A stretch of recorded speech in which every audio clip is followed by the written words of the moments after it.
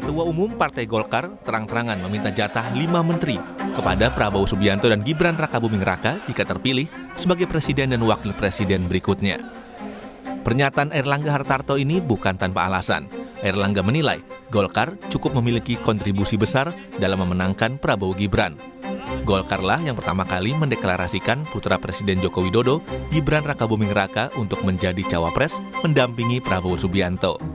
Saya sampaikan ke Pak Prabowo kontribusi Golkar ke Pak Prabowo karena kita 15 dari 58%, maka kita kontribusi 25%, Pak Bu. Jadi kalau 25%, kalau bagi-bagi ya banyak-banyak sedikit boleh lah. Kalau yang kita sebut 5 itu minimalis. Tapi kalau dihitung proporsinya 25%, room masih banyak. Wakil Ketua Umum Partai Golkar Ahmad Doli Kurnia menjelaskan, pernyataan Airlangga menurutnya dalam penyusunan kabinet akan melibatkan koalisi parpol pendukung. Termasuk kemungkinan besar sudah ada pembicaraan antara Airlangga dengan Prabowo Subianto. Airlangga sebetulnya juga mungkin sudah pernah bicara dengan Pak Prabowo. Nah, yang isi pembicaraannya itu ya cuman Pak Airlangga dan Pak Prabowo yang tahu, atau kalau ada yang berikutnya yang tahu adalah Allah Subhanahu wa taala gitu. Nah, jadi saya kira apa yang disampaikan Pak Airlangga itu mungkin ya, dugaan saya sudah pernah ada pembicaraan antara Ketua Umum kami Pak Airlangga dengan Pak Prabowo. Sementara menanggapi adanya permintaan menteri dari Golkar, Sufmi Dasko Ahmad, Ketua Harian DPP Partai Gerindra menyatakan, kalau ada minta jatah menteri berapapun, itu kita lihat dari kinerja dan dukungan pada waktu Pilpres. Nah, sehingga jangankan 5, kalau kita nilai kinerjanya maksimal, mungkin bisa lebih atau malah sebaliknya. Permintaan jatah menteri itu terjadi di saat rekapitulasi hasil suara pemilu oleh KPU masih berlangsung. Hari Minggu kemarin, KPU melanjutkan proses rekapitulasi suara untuk Provinsi Papua Tengah. Dengan demikian, KPU sudah menyelesaikan rekapitulasi suara pemilu untuk 32 provinsi. Selanjutnya, rekapitulasi KPU akan merampungkan rekapitulasi suara untuk 5 provinsi yakni Jawa Barat, Maluku, Papua, Papua Pegunungan, dan Papua Barat Daya. Hasilnya sementara, Prabowo Gibran unggul di 31 provinsi di Indonesia. Tim Liputan, Kompas TV.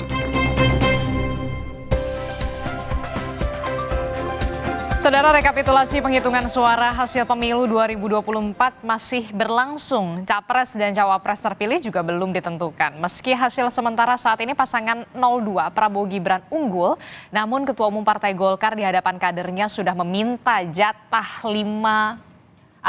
minimal 5 menteri pada Prabowo Gibran jika terpilih. Lalu benarkah sudah ada pembicaraan bagi-bagi jatah menteri di internal Koalisi Indonesia Maju? Dan bagaimana pula kemudian analisa politiknya? Pagi ini kita akan bahas dengan sejumlah narasumber, di antaranya ada Wakil Ketua Umum Partai Gerindra, ada Habibur Rahman. Mas Habib, selamat pagi, Assalamualaikum. Kemudian juga ada Ketua DPP Partai Amanat Nasional, ada Bung Saleh Daulay. Assalamualaikum, Bung Daulay. Waalaikumsalam warahmatullahi wabarakatuh. Iya, kemudian juga ada pakar politik dari Indo Strategik, Ahmad Khairul Umam. Mas Umam, selamat pagi, Assalamualaikum. Pagi, waalaikumsalam Mbak Adisti, Bang Saleh. Iya, Bung Daulay dan juga Mas Umam nanti juga akan segera bergabung bersama kami. Ada Mas Habibur Rahman. Sebenarnya ini kami juga sudah berupaya untuk mengundang perwakilan dari Partai Golkar, tapi masih belum mendapatkan respon. Tapi tidak apa, kita ke Bung Daulay dulu. Bung Daulay, ini Pak Airlangga mengatakan kalau komposisinya 25% kalau tidak salah, ya minimal 5 kursi menteri. Nah, Anda yang berada dalam koalisi sudah mendampingi Pak Prabowo 3 kali pada saat itu, Partai Amanat Nasional, responnya seperti apa? Ya, pertama sebetulnya kalau Partai Amanat Nasional itu diperintah untuk konsen dalam rangka mengawal rekapitulasi perhitungan suara pemilu, baik Pilpres maupun Pileg, mulai dari kabupaten, provinsi sampai ke pusat. Nah, karena itu ini pekerjaan sebetulnya bukan pekerjaan mudah ya untuk melakukan pengawalan terhadap rekapitulasi. Karena kalau misalnya ya belum pernah ikut mengawal seperti ini, mungkin nggak bisa membayangkan ya bahwa setiap TPS itu di seluruh daerah kabupaten kota itu harus dikawal. Contoh misalnya di tempat saya di Dapil 2 Sumatera Utara itu ada 19 kabupaten kota dan sampai ke Nias ya, itu kan luas sekali. Itu kami harus betul-betul mengawalnya dan harus mendapatkan C1-nya gitu sebagai bukti bagaimana kita memperoleh suara dan itu akan dipertanggungjawabkan untuk penetapan hasil pemilu ke depan. Nah karena itulah maka tentu kami belum berbicara dan membicarakan terkait dengan komposisi di kabinet itu. Dan karena itu tentu kita berharap bahwa pembicaraan terkait dengan komposisi kabinet ini akan dilakukan nanti setelah penetapan hasil. Dan kalaupun misalnya sudah ditetapkan hasil itu bukan serta-merta bahwa pekerjaannya sudah selesai. Sebab kalau kita lihat dari dinamika yang ada, masih ada urusan dengan gugatan penyelenggaraan pemilu yang mungkin akan dibawa ke Mahkamah Konstitusi. Dan karena itu tentu kita juga akan menunggu proses itu semua gitu. Karena apa? Karena kita ingin bahwa pembicaraan tentang kekuasaan ini itu bisa diselesaikan atau bisa dilakukan setelah hasilnya betul-betul kita peroleh dan tidak ada lagi katakanlah persengketaan ya terkait dengan hasil pemilu itu. Barulah nanti di situ kita dibolehkan untuk berbicara gitu. Kemudian soal misalnya penentuan berapa banyak masing-masing partai politik dalam koalisi yang untuk mendapatkan jatah kursi di kabinet, saya kira penentuannya kan banyak aspek itu ya, bukan hanya didasarkan pada jumlah perolehan kursi pada pileg misalnya seperti itu, karena besar kecilnya jumlah suara di di parlemen itu mungkin sangat bermanfaat dan sangat efisien ya kalau dimanfaatkan secara bersama-sama dalam bentuk koalisi, karena partai besar sekalipun itu tidak bisa menafikan partai-partai yang menengah ataupun partai-partai yang selama ini sudah ikut mendukung. Kemudian juga kami juga menjelaskan bahwa kedekatan Partai Amanat Nasional dengan Pak Prabowo dan Gerindra saya kira sudah tidak bisa diragukan ya, sebab kita mengikuti pemilu ini atau pilpres ini sudah 3 kali. Dan yang ketiga ini kita benar-benar berjuang. Tidak pernah kita meragukan bahwa Pak Prabowo akan menjadi presiden. Jadi selama 3 kali pemilu, suka dukanya kita ikut bersama dengan Pak Prabowo. Kita tidak pernah pindah pilihan, pindah ke lain hati. Nah karena itu tentu atas dasar ini ya Partai Amanat Nasional merasa bahwa Pak Prabowo akan memberikan keputusan terbaik terkait dengan komposisi kabinet itu nanti ya secara bijaksana. Tapi begini, Bung Saleh, Anda khawatir nggak sih kalau rekan koalisi Anda PAN saja mengatakan kita masih fokus rekapitulasi, nanti akan ada gugatan ke MK misalkan ada atau sengketa pilpres seperti itu. Tapi Partai Golkar kemudian sudah ada keluar ucapan seperti itu. Anda khawatir? Ya tidak ada yang perlu dikhawatirkan kan sebetulnya, karena sejak awal kita bersama untuk mengusung Pak Prabowo ini kan memang sudah ada kesepakatan untuk tetap bersama. Yang paling utama itu kan sebetulnya tidak ada yang ditinggalkan sama sekali gitu dalam konteks ini. Maka karena itu kalaupun ada misalnya pernyataan seperti itu ya saya kira itu bagian dari dinamika politik saja di internal ini, dan mungkin saja Pak Erlangga juga mungkin didesak untuk ditanya sama wartawan, tiba-tiba muncul jawaban seperti itu. Jadi karena itu kami tidak pernah merasa khawatir. Karena apa?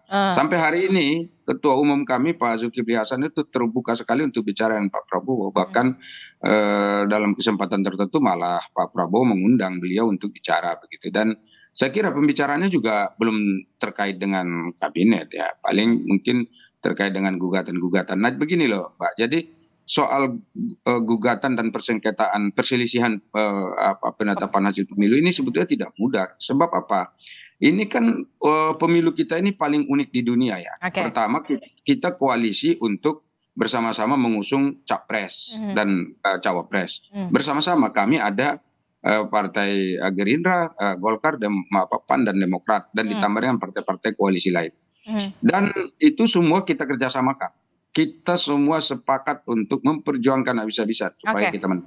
Oke, dalam jadi pilpres. oke. Tetapi uniknya, Aha. uniknya di dalam pileg ini kita beda gitu loh. Jadi kita tetap bersaing, berkompetisi antara kita dengan Partai Partai Gerindra, lain. Partai Golkar, Partai Demokrat, partai yang lain begitu.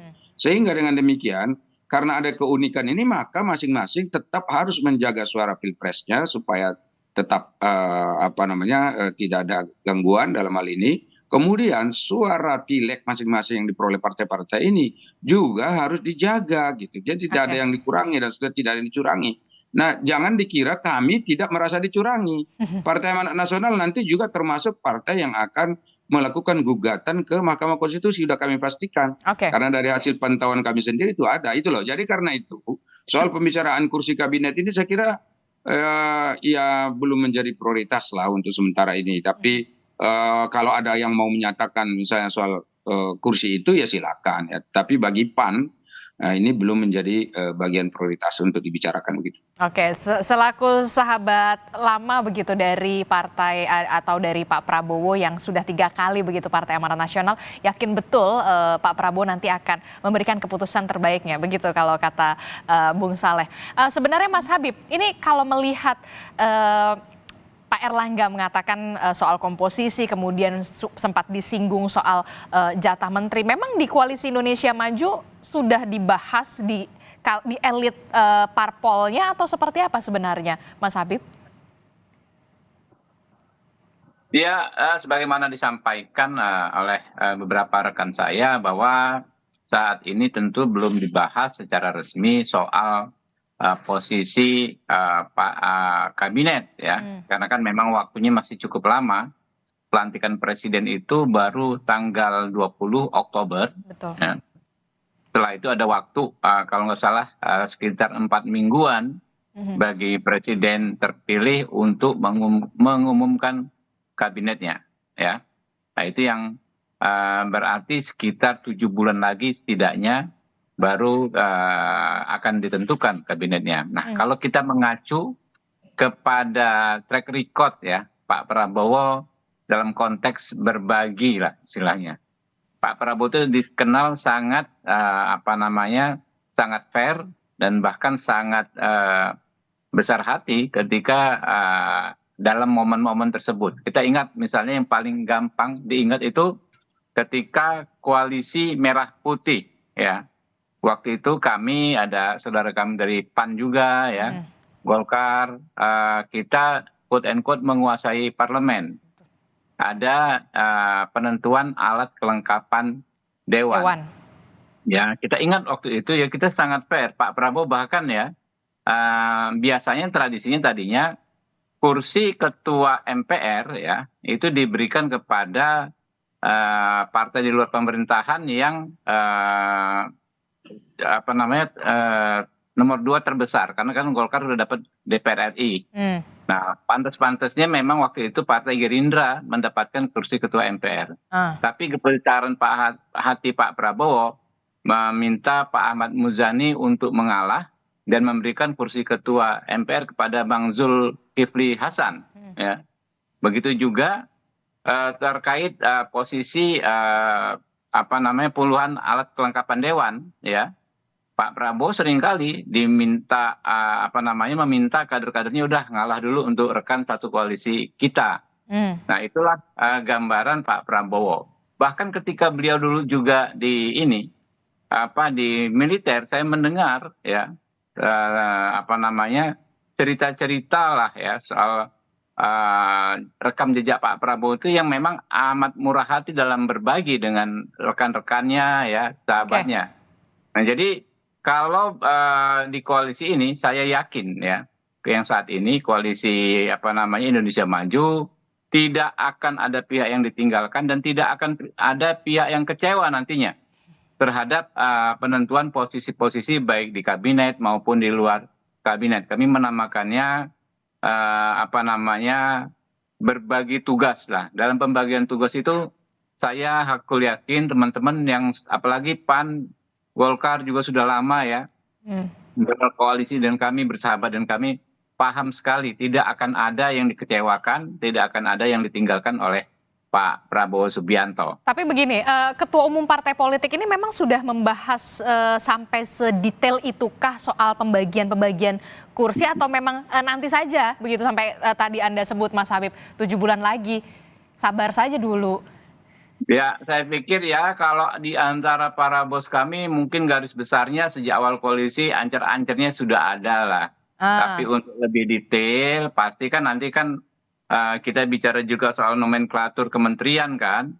Itu apakah bertahan seperti saat ini, apakah perlu ada perbaikan, itu juga kan nanti dibicarakan detailnya gitu. Jadi secara prinsip besar mungkin sudah ada kesepakatan di antara beliau-beliau, tetapi yang detail-detailnya nanti dibicarakan dan dilaksanakan setelah tiba waktunya itu yang sekitar mungkin ya 6-7 bulan yang akan datang. Tapi Pak Erlangga nampaknya bersemangat sekali begitu ya, Mas Habib. Ya, kami memandang positif ya apa yang disampaikan Pak Erlangga sebagai wujud ya tanggung jawab juga Golkar telah mengantarkan bersama partai-partai lain ya, PAN dan lain sebagainya, mengantarkan Pak Prabowo menjadi presiden. Ya, dan tentu bertanggung jawab juga dalam konteks menjalankan roda pemerintahan ke depan. Jadi itu semangat yang baik menurut saya, nggak ada masalah ya, nggak ada dengan pernyataan tersebut. Cuma memang kami perlu jelaskan bahwa pembahasannya setahu saya belum saat ini ya. Tapi ancar-ancarnya sudah untuk posisi-posisi strategis begitu Mas Habib. Iya, kalau di antara para bos-bos kan sudah, tapi mana beranilah model eselon 3 kayak saya, kayak Pak Daulay lah eselon 1 di partainya gitu kan.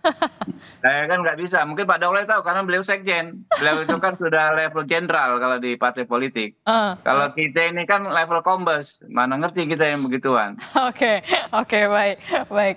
Mas Umam, bagaimana Anda menilai ini? Masih sekitar 7 bulan lagi sampai nanti akan ada pelantikan, bahkan pengumuman hasil rekap saja belum selesai, tapi kemudian Partai Golkar nampaknya bersemangat sekali. Memang boleh begitu, Mas Umam? Ya, memang dari sisi timeline ini rasanya terlalu dini untuk bicara tentang komposisi kabinet.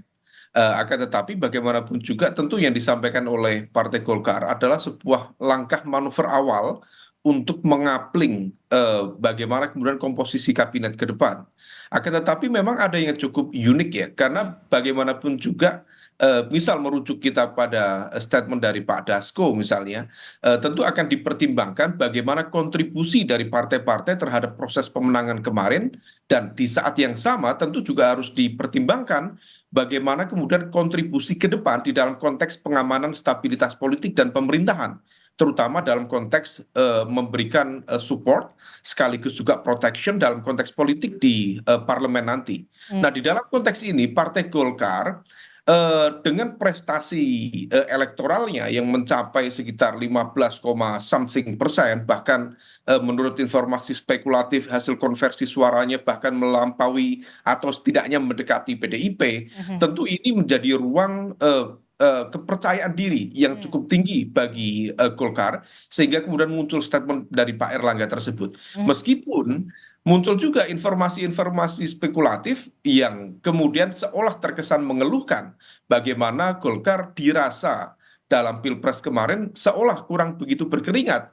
Memang dalam konteks pengambilan keputusan, dalam konteks perumusan strategi, memang Golkar termasuk yang terdepan. Tetapi praktis tidak banyak misalnya kampanye-kampanye berskala besar, kemudian bagaimana mobilisasi kekuatan dalam skala besar yang kemudian menunjukkan panggung yang cukup spektakuler bagi kampanye Pak Prabowo dalam Pilpres kemarin. Meskipun di saat yang sama, kalau misal kemudian nanti bicara tentang konteks pengamanan kekuatan politik dan juga stabilitas pemerintahan di parlemen, tentu Golkar tidak bisa dianggap remeh, karena penguasaan kursi yang ya menurut hasil per hari ini sekitar 109 kursi misalnya, maka bisa dipastikan bahwa Golkar akan memiliki tingkat kepercayaan yang lebih tinggi dibanding partai-partai lain yang kemudian dijadikan itu sebagai sebuah momentum untuk melakukan bargaining position. Nah, hal ini juga bertalian dengan realitas bahwa misalnya Bang Habib dan teman-teman di Gerindra, perolehan suara pileknya juga ternyata tidak setinggi yang diharapkan. Jadi dari basis kutel efek yang diekspektasikan selama ini justru tidak begitu terlihat. Nah, inilah yang kemudian akan menciptakan semacam political dependency atau tingkat ketergantungan politik yang cukup tinggi dari Pak Prabowo, the newly elected president yang misal nanti akan disahkan oleh KPU atau penyelenggara pemilu misalnya, maka akan memiliki tingkat ketergantungan yang sangat tinggi, terutama dalam konteks penyesuaian keseimbangan kekuasaan antara eksekutif dan legislatif di parlemen. Nah, situasi inilah yang tampaknya akan terus dijadikan sebagai ruang negosiasi, upaya untuk kompromi dengan presiden yang baru untuk mendapatkan porsi yang lebih tinggi karena memang praktis secara kekuatan di parlemen memang lebih tinggi. Meskipun 5 itu betul tadi kata Bang Habib, 5 itu harus dihitung dulu nomenklaturnya. Apakah 5 itu komposisinya adalah menteri semua? Kalaupun menteri semua, apakah menteri level 1 semuanya? Ataukah juga melibatkan menteri level 2? Atau bahkan pada level wakil menteri. Nah, ini yang kemudian akan ditentukan dalam proses kompromi, proses negosiasi di antara kekuatan-kekuatan politik yang ada, karena kepentingan dari the newly elected president adalah menciptakan keseimbangan sekaligus juga soliditas di dalam internal koalisi ke depan. Harus ada keseimbangan dan juga soliditas walaupun kemudian Partai Golkar kalau menurut Anda cukup percaya diri dan percaya diri sekali karena memang perolehan suaranya untuk pemilu 2024 ini bisa dikatakan lagi di atas angin begitu ya Mas Umam ya? Ya, betul sekali. Karena bagaimanapun juga ini bukan hanya kepercayaan diri, bisa-bisa kemudian menghadirkan surplus kepercayaan diri. Nah, itulah kenapa ketika Bang Saleh masih tenang, masih istiqomah untuk fokus mengawal suara, ini Golkar sudah mulai bermanuver bicara tentang komposisi kabinet. Nah, ini yang kemudian tampaknya tentu perlu direspon secara serius, terutama oleh presiden, wakil presiden, dan partai dari seorang presiden yang baru.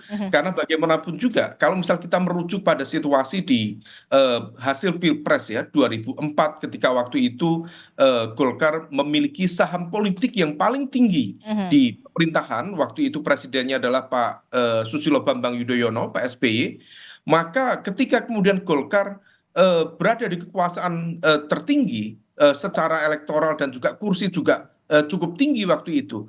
Dia memiliki satu karakter seolah menjadi partikel bebas yang bisa berdampak kepada stabilitas politik, sehingga kemudian sebagian kekuatannya bermanuver melakukan langkah interpelasi, bahkan angket dan sebagainya.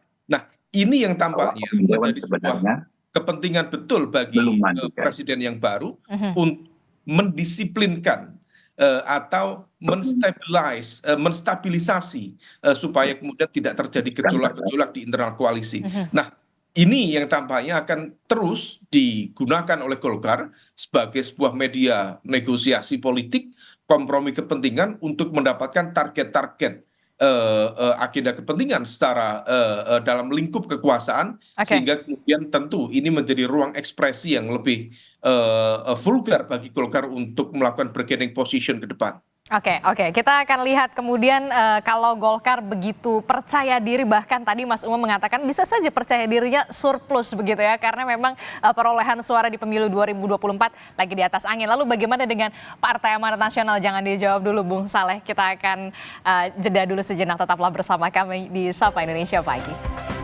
Terima kasih Anda masih bersama kami di Sapa Indonesia Pagi. Saudara, kita masih membahas, ini rekapitulasi masih terus dilakukan oleh KPU RI, kemudian pelantikan nanti baru akan terjadi pada bulan Oktober.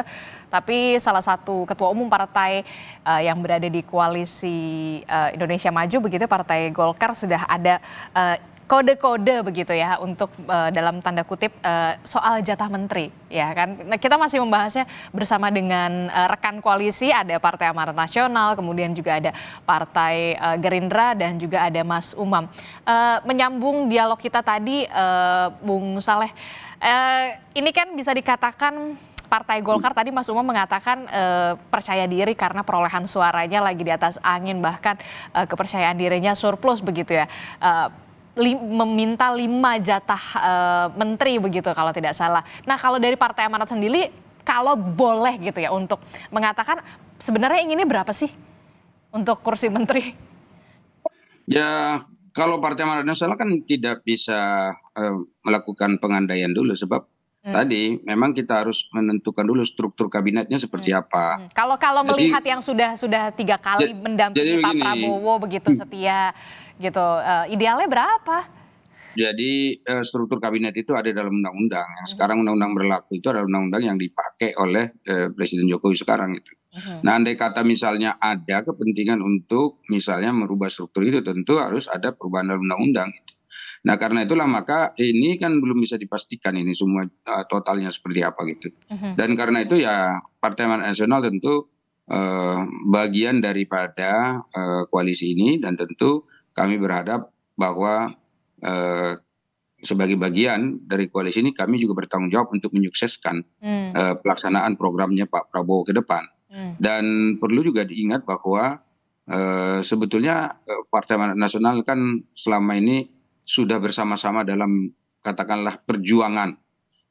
Kalau bahasanya sih dalam dukanya gitu, ya kan? Nggak hanya suka Ya, tapi dukanya juga. ya dukanya. Nah sekarang kan lagi ada sukanya nih sedikit nih ya. Ya tentu kita juga berharap ikut dalam bagian itu. Nah soal berapa jumlahnya dan seterusnya, saya kira itu porsi daripada para ketua umum. Dan tentu Partai Amanat Nasional tentu berharap akan ikut serta di dalam pemerintahan ke depan itu. Karena kami sudah dua pemilu, sudah 2 kali pilpres kalah gitu. Jadi karena itu tentu yang sekarang ini kita berharap karena sudah menang ya tentu kita bagian daripada pemerintahan ini gitu. Jadi tentu ya akan berbeda kalau kita dulu ada di luar dengan ada di dalam. Tanggung jawabnya pasti akan Pasti lebih berbeda. besar. Iya, tanggung jawab kita untuk menyejahterakan rakyat dan memberikan pelayanan terbaik bagi rakyat itu akan jauh lebih tinggi ya dibandingkan kalau kemarin kita berada di luar gitu. Kalau di luar kan hanya mengontrol saja, hanya memberikan masukan ya, kemudian hanya melakukan pengawasan. Nah, kalau sekarang ya tentu melaksanakan mengeksekusi program gitu, bahkan berpikir bagaimana memberikan program-program terbaik bagi masyarakat gitu. Jadi kalau PAN itu fokusnya ya bagaimana menyukseskan Pak Prabowo ke depan, Prabowo Gibran. Ya kan, itu iya. sebetulnya targetnya gitu. Oke, kan partai Anda PAN ini sudah 3 kali begitu ya setia begitu bersama Pak Prabowo. Berarti lebih dari 3 kursi menteri dong? Atau 3 saja cukup? Saya kira Pak Prabowo itu sudah sangat dekat dengan PAN. Dan bukan hanya itu, beliau kenal kok nama-nama kita ini dalam beberapa kali pidato itu beliau kenal pengurus-pengurus Partai Amanat Nasional. Itu artinya apa? Artinya beliau sangat dekat dengan kita. Bahkan di dalam iklan-iklan media sosial kita, Pak Prabowo ikut joget-joget dengan para pengurus Partai Nasional. Karena apa? Karena kami memang menginginkan politik itu bergembira, bersukaria gitu, bukan saling menjelekkan, bukan saling fitnah, ya kemudian cari-cari kesalahan orang, enggak begitu. Tapi yang perlu kita lakukan itu adalah tindakan-tindakan yang produktif. Nah, justru itu kan menandakan kedekatan kami dengan Pak Prabowo. Masalahnya begini, kalau kita sudah dekat dengan Pak Prabowo, maka Pak Prabowo itu saya yakin juga tidak akan ragu untuk memberikan amanah kepada kader-kader Partai Amanat Nasional untuk duduk di kabinetnya gitu. Nah, tinggal sekarang posisinya apa gitu. Jangan sampai misalnya diberikan amanah terhadap satu posisi tertentu gitu, di mana mungkin kader kami tidak pas di situ misalnya. Ya, di situ mungkin akan ada pembicaraan di tingkat katakanlah ketua umum gitu dengan gitu loh. Jadi kita juga tidak mau mendahului. Makanya saya katakan kita fokus dulu lah menyelesaikan rekapitulasi ini. Soalnya kubu sebelah itu kan juga udah garang-garang sekali kalau kelihatannya menyiapkan ini itu segala macam kan gitu. Dan tentu kita juga harus mempersiapkan itu. Ini ada Pak Habibur Rahman lagi nunggu-nunggu nih kapan ke jalur hukum kan gitu. Kami senang sebetulnya kalau dilakukan melalui jalur hukum gitu. Sehingga dengan demikian ini bisa selesai dengan cepat. Jangan pakai jalur politik. Ya kalau melalui jalur politik itu bisa lambat gitu. Jadi itu harapan kami seperti itu. Tapi nggak ada lah ya berarti gejolak-gejolak gitu ketika Pak Erlangga mengatakan ya komposisi minimalis 5 menteri lah kalau Partai Golkar. Jadi begini, khusus dengan Pak Erlangga itu, Zulkifli Hasan dan Pak Erlangga itu kan dari awal tuh sudah membentuk koalisi bersama. Kemarin ikut dengan P3, ingat tuh. Kemudian V3 kan pindah ke sebelah. Waktu itu kami belum menentukan siapa capres dan cawapresnya.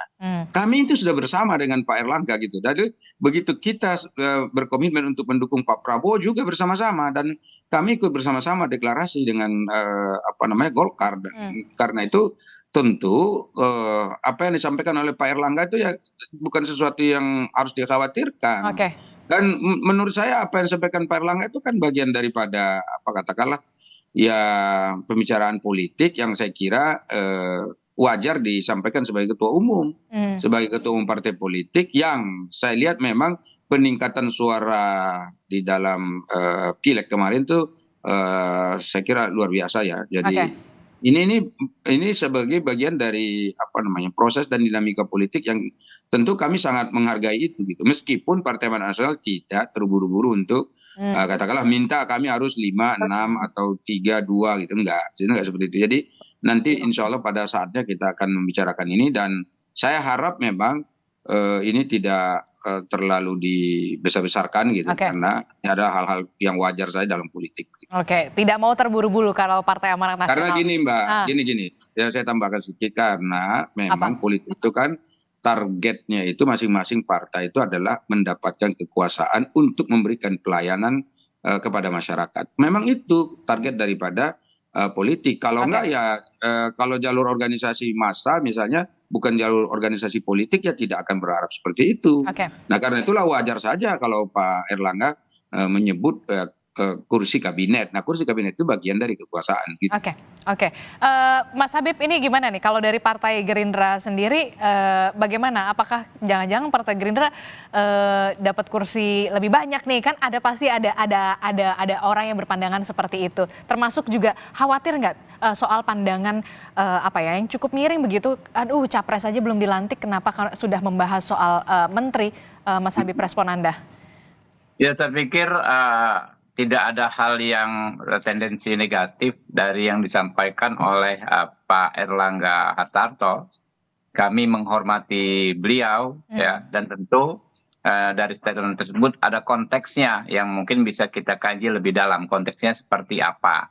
Yang pasti beliau tidak akan mungkin memaksa ya Pak Prabowo misalnya atau teman-teman koalisi yang lain untuk menerima apa yang beliau sampaikan. Ya, namanya aspirasi tentu boleh-boleh saja.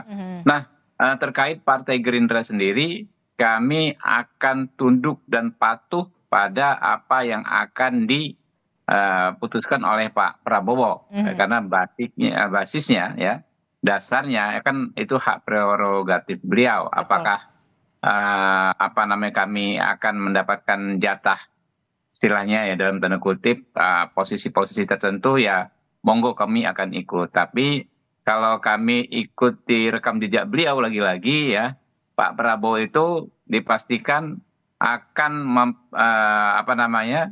akan memperlakukan semua pihak secara adil. Tidak ada anak emas, misalnya Gerindra partai beliau ya kan, lalu di anak emaskan. Tidak paling akan banyak ada prinsip, gitu misalkan. Iya. Tidak akan ada prinsip seperti itu gitu loh. Jadi saya pikir ya apalagi PAN ya, rekan-rekan PAN paham banget ya, kayak Pak Saleh Daulay ini tahu banget itu ruangan-ruangan di Rumah Kartanegara. Karena apa, sudah 3 pemilu beliau ngantornya itu di Rumah Kartanegara. Jadi karakter Pak Prabowo pun tentu beliau sudah sangat paham. Nggak akan mungkin Pak Prabowo itu nantinya Gerindra sentris misalnya. Dan contoh waktu misalnya kemarin pemilu, Pak Prabowo itu hampir nggak pernah lagi pakai seragam putih krem ya, putih seragam Partai Gerindra ya, dan lebih banyak hadir di acara kampanye akbar partai-partai koalisi, seperti kayak yang di Bandung kalau nggak salah itu kan acaranya Pak Saleh Daulay ya di Stadion Gelora Bandung Lautan Api itu. Bahkan hampir nggak ada acara besar di atas 50.000 ya, yang di acara Gerindra ya, yang dihadiri oleh Pak Prabowo. Pak Prabowo banyak hadir di acara PAN, Partai Demokrat, Partai Golkar, ya partai-partai yang lainnya yang sebagai inisiator utamanya. Ini bentuk kebersamaan.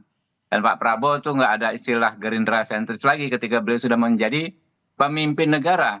Nah ini dia prinsip kepemimpinan itu beliau paham banget ketika beliau nanti menjadi pemimpin negara, nggak ada ego kelompoknya dikedepankan, ego keluarganya, ego pertemanannya nggak akan ada.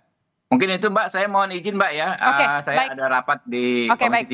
3. Oke, baik. Terima kasih Yuk, Mas Pak Habibur Dolai, Rahman Pak sudah Umam. bergabung bersama kami. Yuk.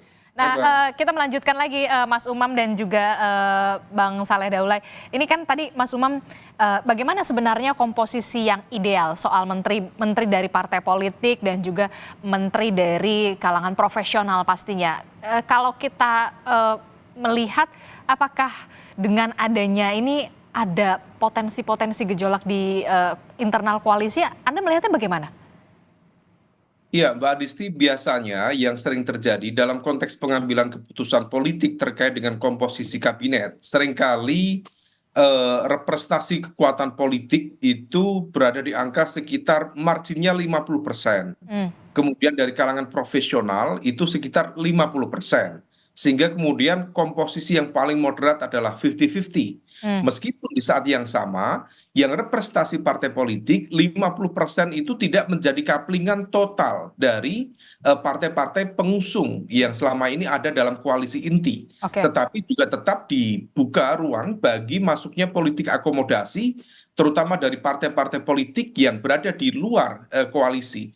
Dan berarti masih ada peluang dong Mas Umam, ada peluang kemudian partai yang di luar koalisi ini juga akan menempatkan kafling-kafling itu? Sangat terbuka. Apalagi kalau misal tadi kita jelaskan ya, bahwa dalam konteks Pilpres 2024 ini praktis tidak ada kotel efek yang memadai. Sehingga kemudian kalau misal kemudian diakumulasikan kekuatan dari partai-partai politik di kubu 02, itu akumulasi yang berada di Senayan praktis ada di angka sekitar 42-45%. Dan angka itu tentu masih cukup terbatas dalam konteks upaya untuk penguasaan secara politik dan juga upaya menjaga stabilitas di parlemen. Kalau misal kita merujuk kepada apa yang terjadi di pemerintahan awal Presiden SBY, kemudian Presiden Jokowi, praktis pemerintah baru dalam fase transisi itu membutuhkan sedikitnya 60% koalisi di parlemen, atau yang paling cukup moderat adalah 70%. Bahkan kalau Pak Jokowi belakangan sangat ekstrim, 80%, bahkan lebih sekarang 90%. Artinya bahwa dalam konteks ini tentu partai-partai pengusung akan diprioritaskan, tetapi di saat yang sama bahwa politik akomodasi dari partai-partai lain di luar koalisi akan tetap dibuka ruang itu dengan baik. Meskipun di saat yang sama yang dari kalangan profesional itu tetap mereka yang mendapatkan dukungan, mendapatkan approval dari kekuatan-kekuatan politik juga. Maka di level inilah yang akan kemudian nanti dikompromikan, dinegosiasikan, sehingga kemudian mencapai satu titik keseimbangan baru dalam konteks kekuasaan yang cukup stabil ke depan. Anda melihat mungkin di luar partai koalisi ini, misalkan PDI Perjuangan atau kemudian PKB atau P3 juga akan menempati posisi menteri di pemerintahan Prabowo Gibran? Ya, semua akan bergantung pada proses negosiasi saat ini, dan tampaknya negosiasi di bawah meja sedang terjadi. Karena bagaimanapun juga menurut informasi spekulatif yang saya terima, upaya-upaya komunikasi politik terus terjadi meskipun di atas permukaan saat ini seolah sedang mencoba menyiapkan materi gugatan dan lain sebagainya. Karena sekali lagi Mbak Adisti, partai-partai kelas menengah, apalagi kelas bawah secara elektoral, itu praktis mereka tidak akan siap berhadapan-hadapan dengan kekuasaan. Mereka juga tidak dididik untuk siap-siap berpuasa terlalu lama dari kekuasaan. Risikonya cukup besar bagi mereka. Bukan hanya dari sisi aliran logistik, tetapi juga bagaimana menyangkut dalam tanda kutip keselamatan dan juga stabilitas internal partai-partai politik mereka. Maka besar kemungkinan negosiasi dan kompromi akan terus dilakukan secara intensif dari sekarang sampai nanti penetapan capres-capres terpilih, sampai nanti pada Oktober 2024 tanggal 20 ketika presiden dilantik oleh MPR, disitulah kemudian ruang negosiasi yang sebenarnya terbuka masih sangat lebar, dan besar kemungkinan kalau menurut informasi per hari ini partai-partai seperti P3 misalnya, kemudian Nasdem tampaknya, kemudian barangkali PKB dan PKS sekalipun barangkali juga membuka ruang negosiasi. Saya tidak berkeyakinan kalau misal tadi Bang Saleh menyampaikan argumen misalnya bahwa PAN termasuk yang sangat istiqomah mendampingi Pak Prabowo, barangkali argumen yang serupa akan digunakan oleh PKS bahwa mereka pernah ikut berdarah-darah dalam konteks penyuksesan Pak Prabowo di 2 pilpres sebelumnya meskipun gagal pada waktu itu. Nah, situasi ini yang tampaknya masih sangat cair, Mbak Disti, tetapi sekali lagi saya juga berkeyakinan bahwa kontrak-kontrak politik tampaknya sudah dilakukan oleh ketua-ketua umum partai sebelumnya, sehingga kemudian apa yang dilakukan oleh Pak Ketua Umum Golkar, Pak Erlangga kemarin, statement itu tampaknya adalah upaya untuk merecall kembali kontrak politik lama yang barangkali dijadikan sebagai media kompromi yang baru untuk mendapatkan potensi-potensi jatah yang jauh lebih besar dari yang diekspektasikan sebelumnya. Oke, semuanya masih cair, ruang negosiasi masih terbuka. Kita akan tunggu bagaimana nanti dinamikanya seperti apa. Yang pasti soal posisi menteri itu adalah hak dari prerogatif dari Presiden. Terima kasih Bung Saleh Daulay dari Ketua DPP Partai Amanat Nasional dan juga ada pakar politik dari Indo Strategik, ada Mas Ahmad Hoirul Umam telah berbagi perspektifnya bersama kami, dan sebelumnya ada Wakil Ketua Umum Partai Gerindra Mas Habibur Rahman. Terima kasih Bapak-Bapak, sehat selalu.